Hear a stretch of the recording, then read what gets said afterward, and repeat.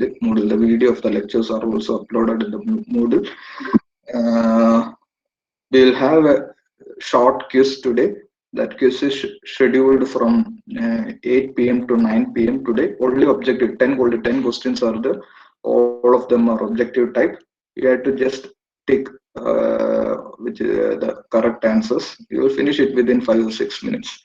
I've given the time frame from 8 p.m. to 9 p.m. Just go through the lectures I taught. You can easily answer. We'll have short quizzes like that in between. In Moodle itself, that quiz is there. The quiz is, if you see the announcement part of the exam, not 10 questions, 11 questions are there. Okay. Announcement part, you can see the quiz is announced in Moodle. So that's with respect to that. Then the portions I covered from the first class to the insects part, rodents and their management, that's not included. You have to go through it. Don't think that that's a question which needs mugging up of all the things. No, go through it. Try to have some understanding, some things, scientific names, some families, all those things only you have to remember it. Other things, if you read it, you can answer it. Only scientific names and the families also. I am not asked directly the scientific names, but indirectly it will be there. Okay, that's with respect to today's part. And we are almost going into the next part of this course. Till now, we have discussed about the basically first 2 or 3 classes. We have discussed about importance of storage space, factors affecting the abundance of storage space, and the third thing which we have discussed was the detection of insect pests. Then we studied about various insect pests infesting storage. Then we discussed about rodents and their management, and briefly we discussed about mites as well as bird pests. Now, from today onwards, we are moving on to the next part: how to manage this pest. What are the strategies we should employ for management of this pest? So, from this class onwards, maybe for 5 or 6 classes, it will be entirely management aspects. So it will be dealt a bit elaborately. So today I will be dealing with integrated pest management strategies in storage broadly, today and tomorrow. Then after that, the next class, the third class, I will be dealing, third and fourth class, I will be dealing with fumigants. Fumigants is a big topic. Then I will be discussing about storage and storage structures, etc. So maybe I may need another 2 more class, 6, 1 more class, 7. Then by next week, hopefully I will finish off the portions. Okay, so I will start. Just a minute.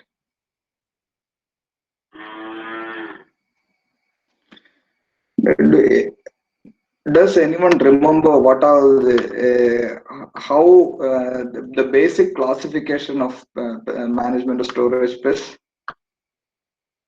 There is a that's a usual question in UG. It's usually asked how what is management of storage, how the manage storage person, the management is classified for storage space. There is a classification for that. Does anyone remember it?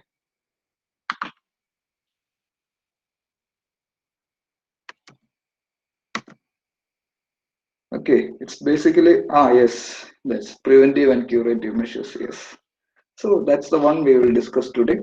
I'm sharing that presentation.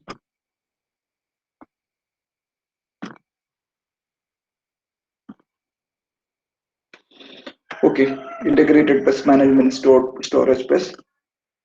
In whatever we discuss, the integrated management now mainly relies on chemical pesticides, mainly fumigants in storage.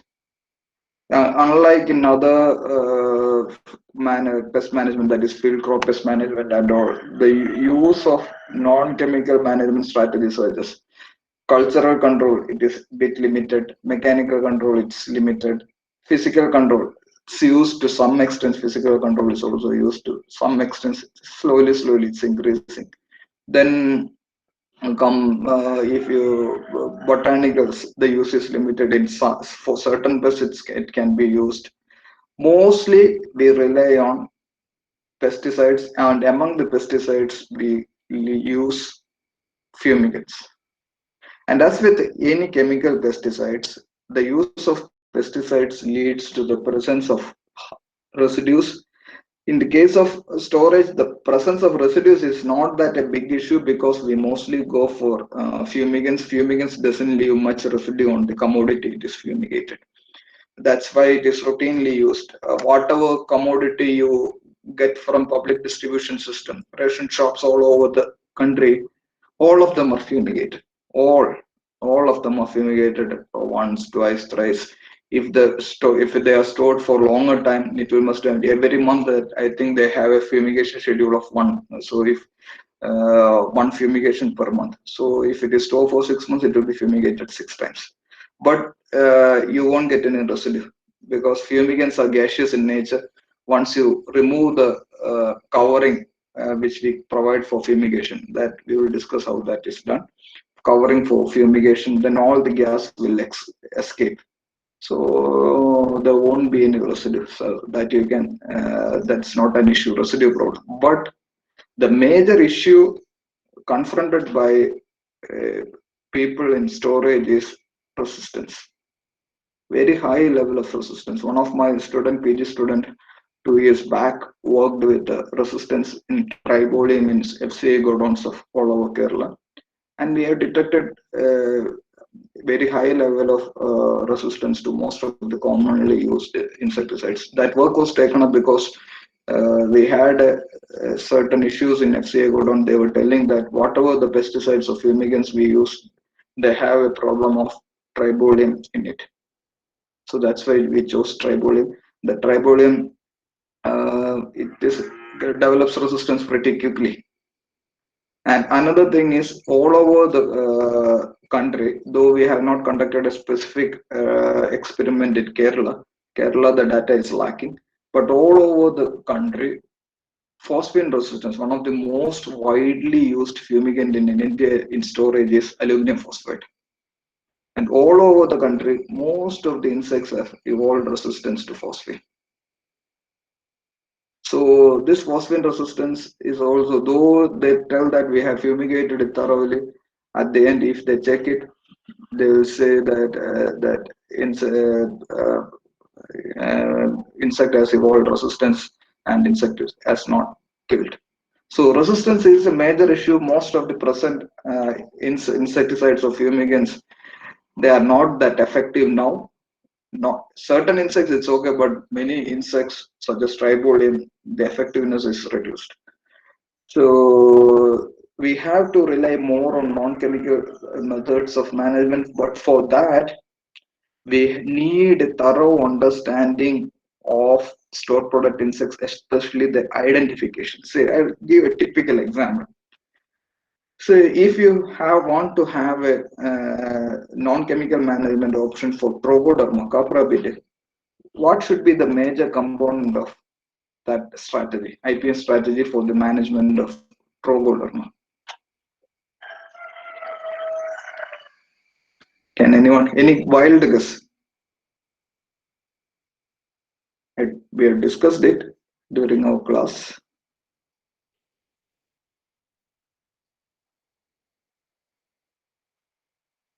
No? Trogoderma, it is especially the eggs of Trogoderma, yes, reduced toxin content, yes, good. Eggs of Trogoderma are extremely vulnerable to reduced toxin content. So reduced toxin level, that's more than sufficient. So if you reduce the oxygen level, then Trichoderma. That is one strategy. So this kind of even increasing temperature may not work for Trichoderma. It can survive up to 55 degrees Celsius. It may work for other insects, but it may not work for Trichoderma, increasing temperature. But reducing oxygen will work. So you have to identify the pest correctly, and depending upon its biology, ecology, then you have to design our management strategy. Then only the management strategies will work. So non-chemical management strategies we must formulate depending upon the pest which is attacking the commodity. So that's with respect to the introductory part.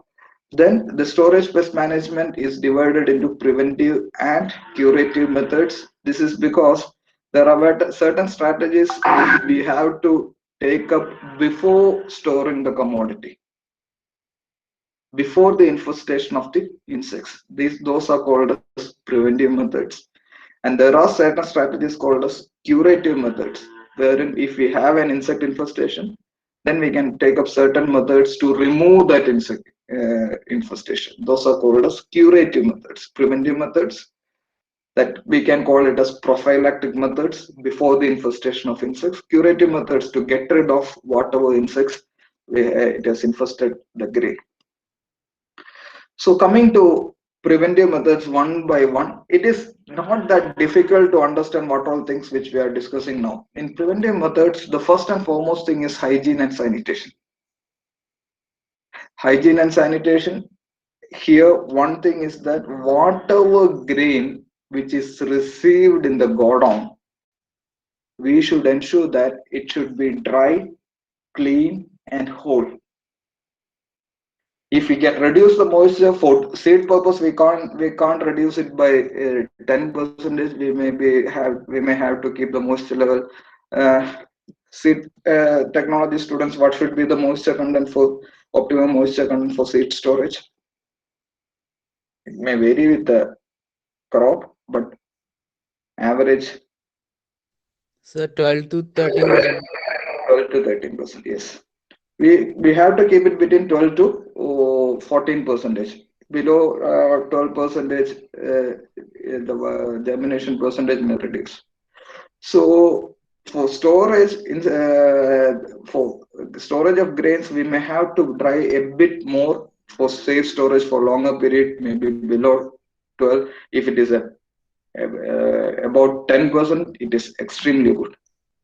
So that is with respect to the drying. It should be properly dried, whatever the grains we are storing or seeds we are storing. It should be clean. That means there shouldn't be any inert material, any extraneous material, whatever thing. The grains should be properly cleaned, and the grains should be whole. We should store only undamaged grain. Why we should go for whole grains, not damaged grains? Why we should avoid damaged grains? Secondary pest, yes. Because if you are storing whole grains, we can entirely avoid secondary pest. A category of storage pest can be avoided. Primary pest we can't avoid. There's a chance of infestation of primary pest. But if we are keeping whole grains, undamaged grain, the chances of infestation of uh, secondary pest we can avoid. And whatever be the storage structure, it should be neat, clean, and airtight. So that means there should not be any spillage. We should clean it. We should close all the cracks and crevices in that godown, and it should be airtight if possible. It should be airtight. But if we are using a godown structure such as FCA godowns and all, then we should provide sufficient aeration or ventilation in that open structure godowns. If possible, go for an airtight structure, because if it is an airtight structure, it itself is insect control measure. And do you remember the sources of insect infestation in storage? What are the sources of insect infestation? Does anyone remember?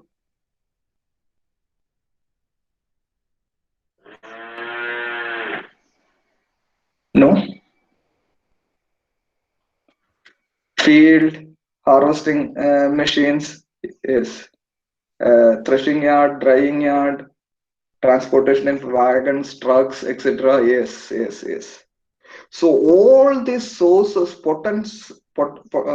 potential sources, we have to identify, and we should take measures at those sources to control the to prevent the carryover of insects from field to storage, or from threshing yard to storage, from drying yard to storage. So all those things must be taken care of. So our threshing yard should be clean, our harvesters, threshers, transporting vehicles. See, in our country, the railway wagons are the ones which are one of the most potent source of insect infestation, because those wagons which are meant for transporting grains, usually it will have spilled grains remaining in it, and the spilled grains will harbor insects. So if we are storing, transporting a next lot of grain, usually the transport takes about 3 to 4 days. Maybe from Punjab to Kerala, it will take about 3 to 4 days. In these 3 to 4 days, those insects already present in that wagon will gain entry into that into that freshly transported grain. So we should clean all the harvesters, threshers, transporting vehicles, and as I told you, all the cracks and crevices to prevent latent infestation of insects. All the cracks and crevices should be closed. All the rat burrows should be closed to prevent any rodent infestation. And one thing you have to keep in mind is that in India, we don't permit the use of insecticides as grains for grain purpose, for consumption purpose, but it is permitted to be mixed with seeds. If it is for seed purpose, you can mix insecticide with seeds, but for grain purpose, for consumption purpose, we are not at all permitted to mix insecticides with grains. But in Western countries, if you see US, Australia, etc., they permit the mixing of insecticide with grains meant for consumption also. If you see the research papers from all those areas, most of the research papers work with insecticides mixed with grains meant for storage, grains meant for consumption. So because if we fix a particular dose, that dose will be followed scrupulously. But in India, you can imagine, if you permit that, if you fix a dose of say 1 gram per kg of grain, it will be invariably 10 gram per kg of grain. So because of that, we have not permitted the mixing of insecticides with grain. But we have permitted mixing of insecticides with seeds. Another thing which we have permitted is we can treat the bags which we are using for storage. The jute bags, the polypropylene bags, high density polyethylene bags, whatever bags which we are using, those bags has to be properly treated, especially if we are using a bag for the second time, reusing the bag. Jute bags and all, usually polypropylene bags are not that reused, but FCA godowns and all may reuse jute bags. So this jute bags, if you see a jute bag, they have enough space for storage insects to hide. There are jute threads, and between the jute threads, insects can easily hide. So if you are using the jute bags for a second time, either you can treat that bag with an insecticides, or sometimes we recommend hot water dipping. Dip the jute bag in hot water for a certain amount of time, dry it and use it, so that we can kill any hidden infestation. So these are the strategies for maintaining hygiene and sanitation in storage. The first thing is to keep the grains which are properly dried, clean, and undamaged grains. All the sources of infestation should be properly investigated, and any chance of carryover of insect from those sources should be avoided. Threshing yards, harvesting structures, transporting vehicles, all those things should be properly cleaned. Even our storage structure should be neat, clean, and if possible airtight. All the cracks and crevices should be closed to prevent latent infestation. Then rat burrows should be closed, and we can treat the bags with insecticides or fumigated. One thing I forgot to tell you is hot water treatment that we will discuss later. But there is we can also, instead of insecticides or fumigation, we can dip the bags in hot water. The next one is proper stacking. The first thing is providing dunnage. Have you heard about the term dunnage?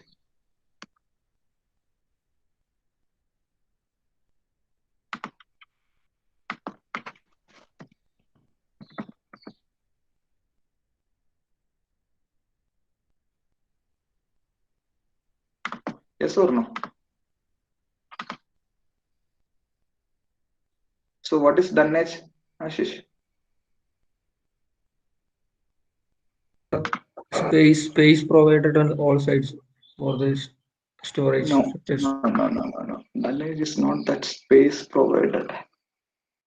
Actually, we had discussed one thing that whenever you are visiting any godown or even a wholesale shop, you might have seen the storage bags are kept over certain wooden pallets, wooden structures. That you might have seen.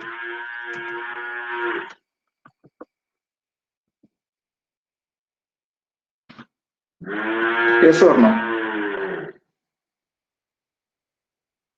Some wooden, yes, that wooden pallets, it is that wooden structure, if it is provided, it is also called as wooden pallet. These are called as dunnage. Nowadays FCA and all use plastic polythene sheets. They will lay polythene sheet at the floor, and then they will keep the grains, because wooden pallets and all are mainly now costly. So because of that, they try to avoid wooden pallets. They use these polythene sheets. That's the one which we normally use. And nowadays ready-made ready to use plastic materials are also available as dunnage. So that is with respect to dunnage. We have to provide dunnage, and whenever we are stacking the grains, ensure that there is a gap of half a meter from the walls between two lines of stacks, and we should have a 0.2 meter space from the roof. How I will draw it, then you understand. See, if this is the godown, okay, and if you are storing the grains, it should be like this.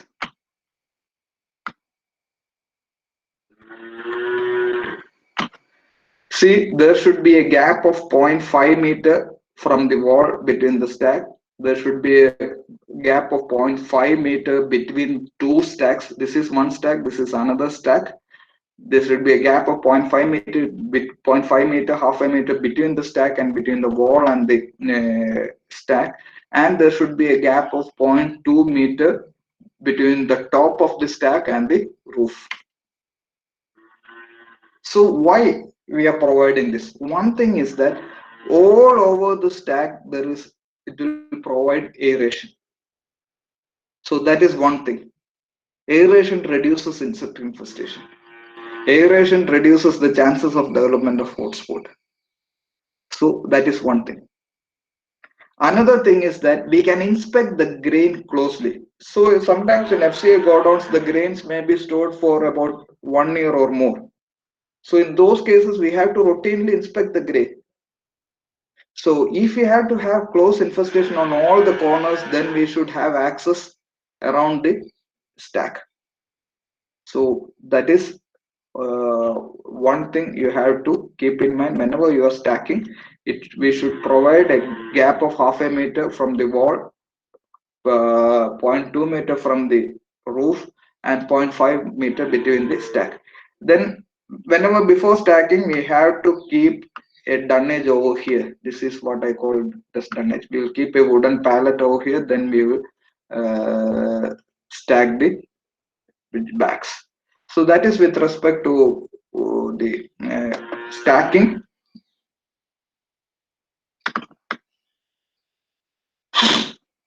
Then next is disinfestation of storage containers. So whatever the storage bags which we are using, those bags should be properly disinfested to prevent hidden infestation and cross infestation, because jute bags, it may hide insects. Cross infestation, you know, if you are keeping a freshly stored grain, a freshly received grain in the godown, and if you already have an infested grain lot in that godown, the insects may move from the infested grain lot to the uninfested grain lot. That is cross infestation. So in order to prevent that, we should go for disinfestation. One thing to prevent infestation from the storage bags, I told you, we can treat the bags. One thing is we can dip it in hot water or insecticides like malathion or deltamethrin. In India, now the permitted insecticides for disinfestation is insecticides. Fumigants, we have few more. Permitted insecticides for disinfestation is malathion or deltamethrin. And another thing which we can do is, if we are going for storage of a grain in a godown, and then we can go for spraying on the walls and floors of that godown with insecticides. So remember, we are not permitted to spray on the grains directly, but we can spray on the bags, outside the bag, on the outer surface of the bags, and we can spray insecticides on the walls and floors of the godown, so that whatever insects remaining hiding in the cracks and crevices of walls and floors of godowns, they will get killed. So again, malathion and deltamethrin is recommended. Just a minute. I have a correction in this. It is 150 milligram active ingredient per meter square. Don't, it is not gram. It's 150 milligram per active ingredient per meter square, and deltamethrin is 30 milligram. It's not gram. That is a correction. So for malathion, we are recommending 150 milligram active ingredient per meter square and for deltamethrin, it is 30 milligram active ingredient per meter square. That means for a square meter of area, we need 150 milligram of malathion and 30 milligram of deltamethrin. If you convert it based on the formulation available, it will be something about 10 ml of malathion per liter of water, and for deltamethrin it is about 1.25 gram per liter. Deltamethrin, though EC formulation and WP formulations are available, deltamethrin WP formulation is the best for surface treatment. That means treatment of walls and floors. So malathion is recommended at the rate of 150 milligram active ingredient per meter square. That means it is about 10 ml per liter of the insecticide commercial formulation. For deltamethrin, it is 1.25 milligram, 30 milligram active ingredient per meter square. We need 1.25 gram per liter of water. And for treating 1 square meter of area, for spraying 1 square meter area, we need 20 ml of spray solution. So I repeat, the dose required is 150 milligram active ingredient per meter square for malathion and 30 milligram active ingredient per meter square for malathion. And for a liter of water, we should take 10 ml of malathion or 1.25 gram of deltamethrin. And for 1 square meter of area, we need to spray 20 ml of the insecticide solution. Is it correct? Is it clear? Yes or no? Okay. Then coming to legal method, we have to prevent the end, because stored grains, there is a huge export and import happening in the case of storage. So there is a chances of insect infested getting an entry in our country through the import of food grades. So we have to have quarantine laws to prevent the entry of storage. So all these things are hygiene and sanitation methods to prevent the entry of insect into storage. The next one is aeration. I told you while stacking we have to provide space, so aeration will provide help to reduce insect infestation. Either you can go for fans, but fixing fans is a bit difficult task. One thing I have seen in FCA Godown is that now you might have seen over the roofs of factories and all, there is even on the roofs of theaters and all. In those who studied in horticulture college, they might have seen it in our Uttara and Dakshina halls. In Uttara and Dakshina on the roof, we have a self-rotating ventilating structures, isn't it? Alan, Ashish, Ansela, you might have seen it. Yes or no? Yes. You might have seen it in other factories also. Some self-rotating ventilating structures. So FCA Godown, they started installing these kind of ventilating structures on. I forgot the exact name for that. There is a exact engineering name for that. I forgot it. So these ventilating structures are now getting installed on FCA Godown. So when we visited Mulangunatha website, the Thrissur FCA Godown, they told that for few godowns they have installed these ventilations, and in those godowns where these ventilating structures are installed, insect infestation is low compared to other godowns where ventilations are not at all installed. So aeration is an excellent way to reduce insect infestation. So it will reduce the temperature gradients. So you need to, if there is a temperature gradient, there is a chance of development of hotspot. So all this can be prevented. So provide aeration, another preventive strategy for stored grains. So the preventive strategy we are closing. The first thing is hygiene and sanitation. Second one is aeration. Then coming to curative methods, we have a huge list, just like our IPM strategies. The first thing is ecological, mechanical, physical, cultural, botanical, chemical, biological, engineering, and other methods. One by one, we will be discussing today. The first thing we will be discussing about is ecological methods. In ecological methods, we can alter the storage temperature, we can reduce the moisture content, we can reduce the oxygen availability. Either we can alter the storage temperature, we can reduce the moisture content, or we can reduce the oxygen content to prevent insect infestation in storage. Or it's not at all preventing, it's like for removing insect infestation in storage. So the first thing is storage temperature. As we discussed several times during our introductory part, we can either increase the temperature above the preferred temperature, or we can reduce the temperature below the preferred temperature to reduce the insect infestation, or either you can kill the insect infestation. So one thing that I usually advise people is that those who are receiving some quantity of grains and they have to preserve it, say 1 kg, 2 kg of grains or pulses, they have in their home, how they should preserve it for a longer time without insect infestation. I usually advise them to store it in the refrigerator itself, because refrigerator, the temperature is usually below 10 degrees Celsius. That temperature is sufficient to reduce insect infestation. So reduce it, the storage temperature. Even if there is an insect, we are storing an infested grain at reduced temperature, that insect will get killed. If we increase the temperature, again, even if there is an insect infestation, that insect gets killed. So either we can reduce the insect infestation or increase the temperature, reduce the temperature or increase the temperature to kill the insects. And heat can be delivered by fluidized bed dryers. Have you studied about fluidized bed dryers? Anyone? in post-harvest technology, post-harvest engineering?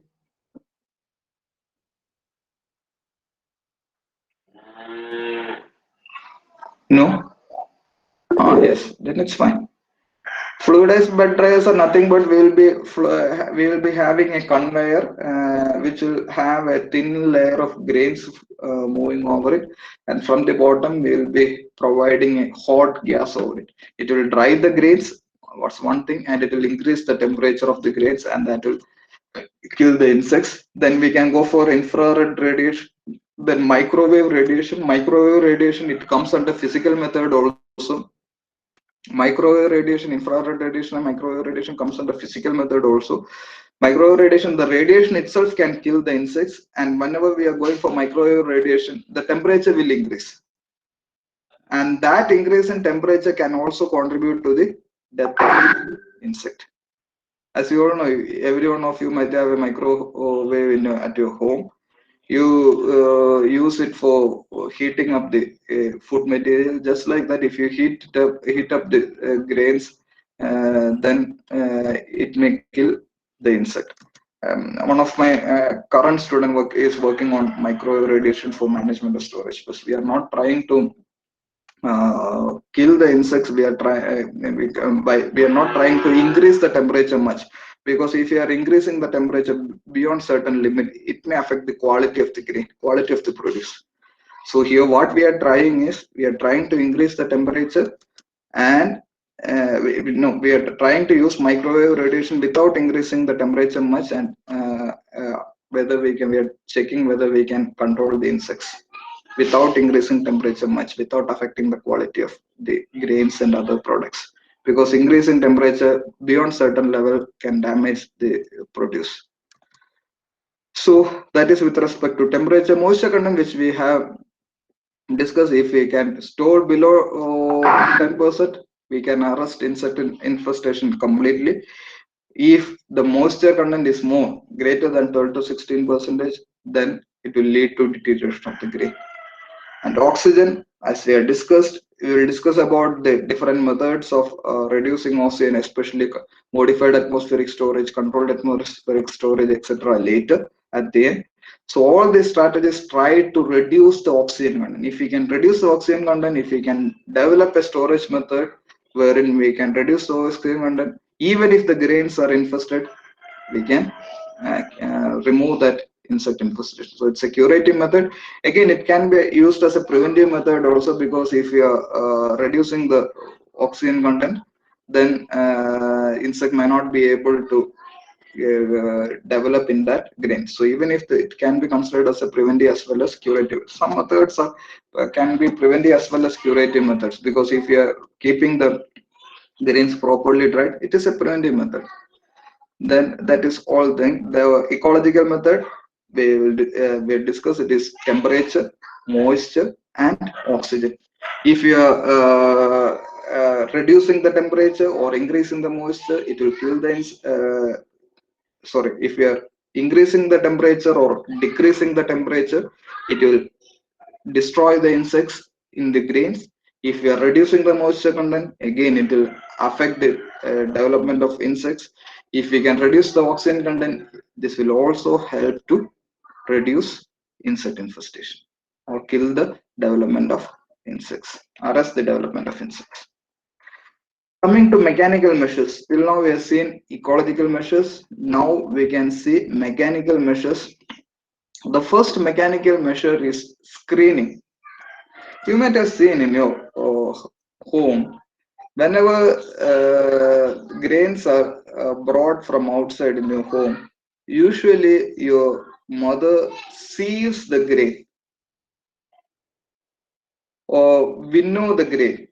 നമ്മൾ മലയാളത്തിൽ പറയുകയാണെങ്കിൽ ചേറ് അല്ലെങ്കിൽ പാറ്റ് എന്നൊക്കെ പറയും. I don't know what colloquially the name used for in English. Winnowing is one term which we can use, but it's not that perfect term for winnowing. Whenever we are receiving a grain load, we will first dry it, then we will check whether there is any broken grain, damaged grains, any unwanted things. We will remove all those things. then your mother store only whole grains, undamaged grains. So that's called as screening. If you're receiving a flow from outside, not the packed Ashirwad atta or any other thing, if you are receiving some loose atta or loose maida or anything, your mother may be sieving it first, removing all the unwanted things, and the perfect sieved flow must be stored. So that is nothing but screening. Whatever things you receive, that received thing should be perfect. That in the previous slides we have discussed, it should be whole, dry, and clean. So remove all the damaged things, remove all unwanted things. So screening helps in that. Broken, cracked grains, all everything should be removed as it attacks insects. We should conduct regular screenings to remove all those things, and all the infested grains should be destroyed. Then there is a device, the name is Endolator. I haven't seen this Endolator at any point of my service, but this is described in many textbooks and literature. This machine is used to remove insects from stored grains. So this machine is like this. What here is that you can see the feeding over here. Just a minute. So grains will be fed from here. We have a motor, and this rotates here. Once the grains comes into this part, and this rotating, we have this rotating structure will have small structures which will impact the grain, which will strike the grain, and during that striking, whatever the insect, it is not that at high pressure. If it is at high pressure, the grains will get damaged. The pressure will be adjusted in such a way that that striking force of this rotating motor will kill any insect present in that grain, hiding inside that grain, and it will not damage the grain. So that rotating speed is adjusted in such a manner that it will kill the insect hiding inside the grain, but it will not damage the grain. So that machine is called as Endolator, uses centrifugal force to impact insect or seeds containing the insects, but the speed is adjusted to in such a manner that it will kill insect and do not damage the grain. So in mechanical measures, we have to regularly screen the grains to remove all the broken or cracked grains, and or we can use a machine such as Endolator. So that is with respect to mechanical measures. Then we have grain protection device. This grain protection devices, these can be used as a monitoring tool as well as a curative tool. For monitoring, for detection purpose, we have discussed about TNAU insect probe trap, TNAU pitfall trap, TNAU two-in-one trap, then light trap, all those things we have discussed. This is for monitoring of insect, for detection of insects. The same thing can be used for curative method. That means to trap the insects, for mass trapping of insects, to remove insects from the grain. So all those things we have discussed: probe trap, insect move towards the grain, move towards the cylinder, and this cylinder will have perforations, and the insects will be collected at the bottom of this probe trap. So we have pitfall trap. This is meant for capturing insects moving on the grain surface. We have two-in-one trap. All those things we have discussed in detection of grains. That is for detection. As you heard in your UG entomology course, you might have studied that light traps can be used for monitoring purpose or mass trapping purpose. Even pheromone traps. Some pheromones are used for monitoring purpose. Some are used for mass trapping purpose. So then the same manner, these traps can be used for monitoring as well as mass trapping of insects.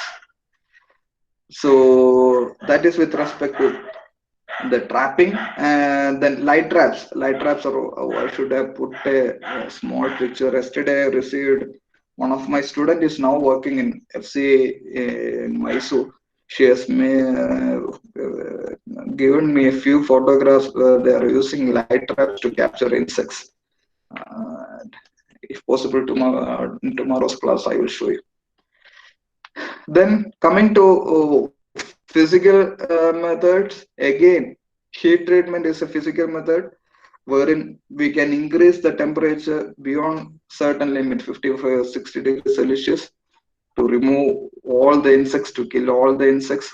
Then control atmosphere measure is also called, it comes under ecological as both physical method, wherein we can alter the oxygen level, we can reduce the oxygen level or increase the nitrogen level or increase the carbon dioxide level.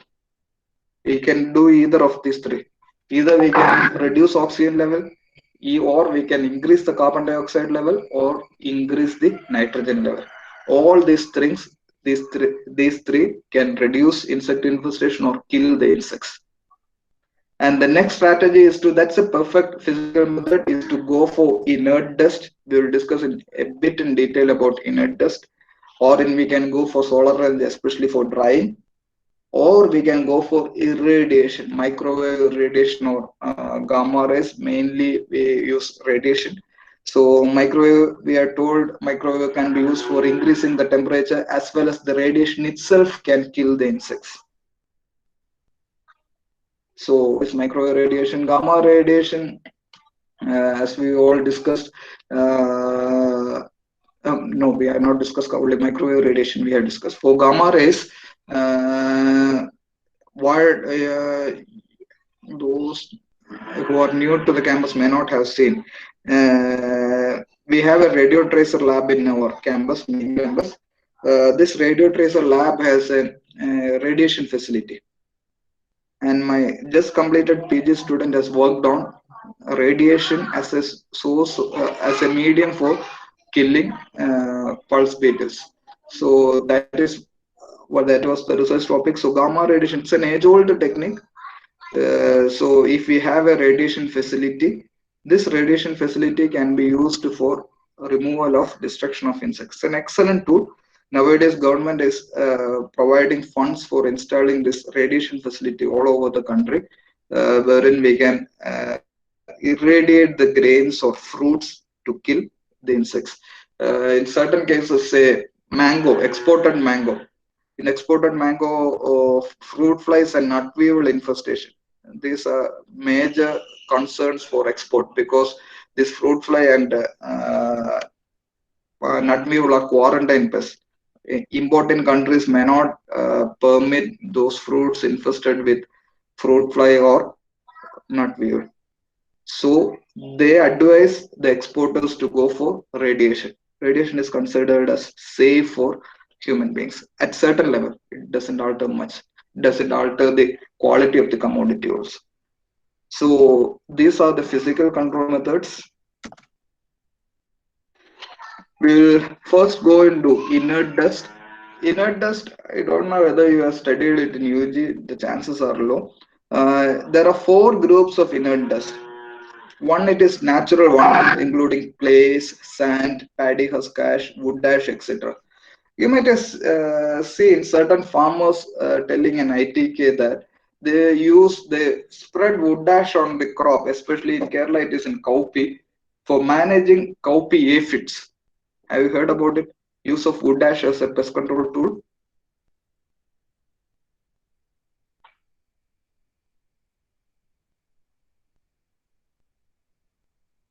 No? It's pretty common, yes. It is pretty common in rural areas where usually, especially for cowpea aphid management, farmers broadcast wood ash. The wood ash they receive from their household itself. So this wood ash, paddy husk ash, clay, sand, etc. are one group of inert dust.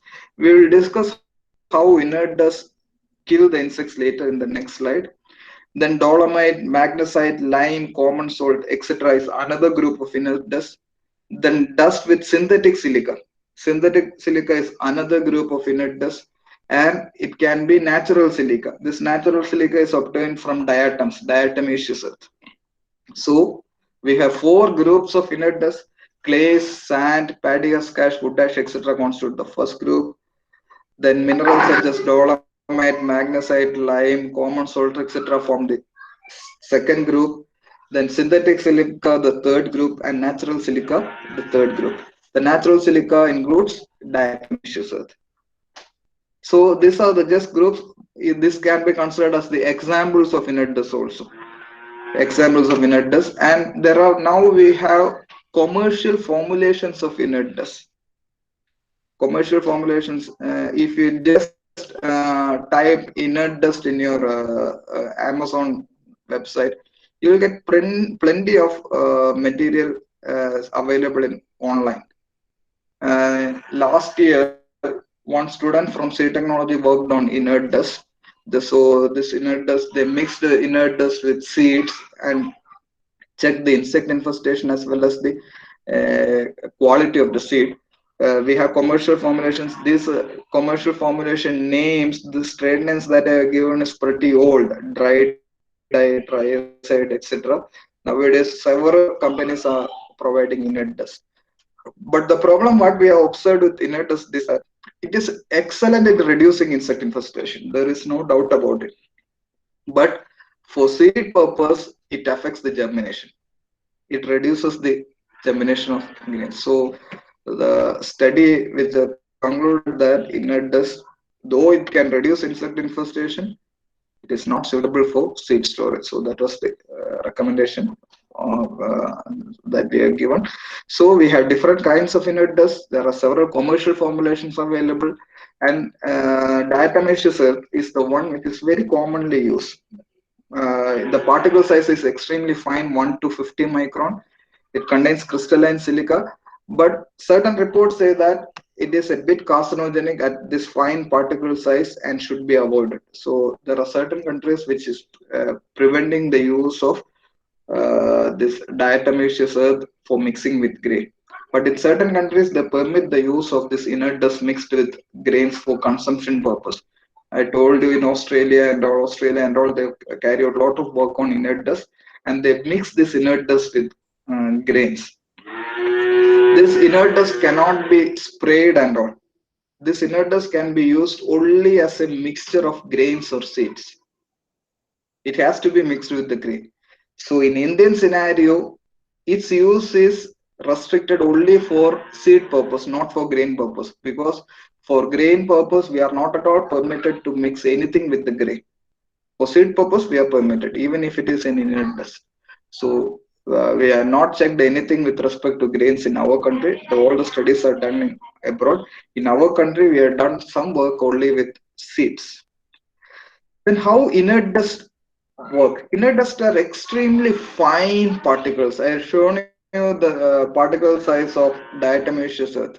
It is 1 to 15 micron. These inert dust are extremely hygroscopic in nature. These hygroscopic particles absorb moisture from the insect cuticle. You know, moisture is a critical thing for insect. If moisture is removed, then insect will get killed. So it is extremely hygroscopic. It absorbs moisture from the insect cuticle. Another thing is that it causes abrasions on the cuticle. These are very fine particles, silica particles. As you might have observed when when you were a kid, you might have fell from bicycle while you were learning to ride a bicycle, and you might have seen once you fell it, if there are some very fine sand particles on the ground, you will get abrasions on the skin. So similarly, these fine silica particles can cause abrasions on the insect cuticle also. If they move about the grains, move inside grains treated with inert dust, this inert dust will cause fine abrasions on the cuticle. If the cuticle is damaged, if there is in cuticle, there is a layer which prevents the loss of moisture. Which is that layer, entomology students? The layer of insect cuticle that prevents the loss of moisture from the insect body.